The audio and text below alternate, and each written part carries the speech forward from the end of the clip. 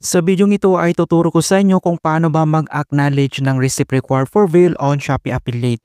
Kung naka-receive ka ng ganitong klase ng email from Shopee Affiliate na receipt required for bill ay kailangan mo na itong i-acknowledge. Kung paano ba yan i-acknowledge? So back lang tayo and then open mo lang yung Shopee apps mo and then once na open mo na, so dito lang sa baba ay kailangan mo lang i-click dito yung meta profile na makikita dito sa bottom right corner.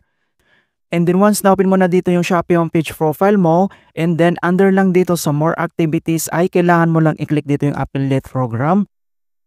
So dito sa affiliate program settings mo, so dito lang ulit sa baba ay kailangan mo lang i-select dito yung makikita mo dito yung S dollar na icon or income, i-click mo lang.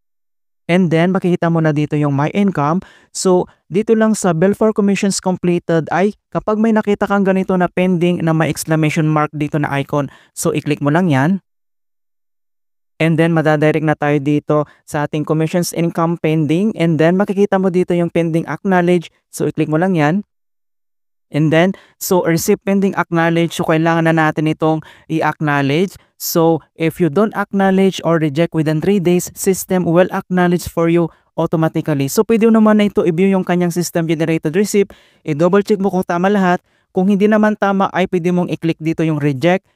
Ikaw na mismo ang mag-a-upload ng sarili mong calculations kung mali si Shopee yung kanyang calculations sa about sa commissions mo. Kapag okay naman, and then next, i-click mo lang dito yung acknowledge. And then, confirm to acknowledge. Then, i-click mo lang ulit dito yung confirm. Ayan, so acknowledge successfully. Ayan, so pwede mong i-view tong kanyang generated receipt. I-click mo lang. Ayan, so makita mo na dito yung total na calculations ni Shopee sa iyong commissions. Kapag, yun nga sabi ko, kapag hindi tama, and then pwede mo naman itong i-reject, pero kailangan mo mag-upload ng sarili mong calculations. And then makita mo na dito na acknowledge, and then kailangan natin maghintay dito ng within 2 weeks para ma-pay out natin ito. Alright, so ganun lang po kasimple mga kaibigan.